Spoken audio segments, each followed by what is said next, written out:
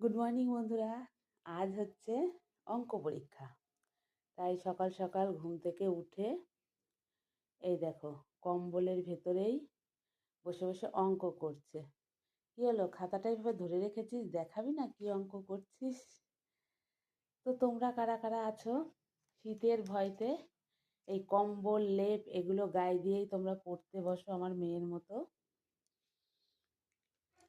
একটু good morning বলে দাও। Good morning.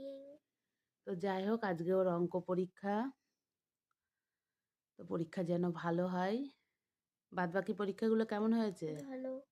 সত্যি তো? হুম।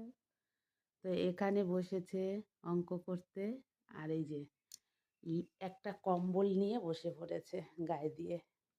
তো আমার মেয়ের মতো কে কে আছো কম্বল গায়ে দিয়ে লেপ গায়ে দিয়ে এরকম বিছানাতে শীতের দিনে পড়তে বসো, জানিও। চলো।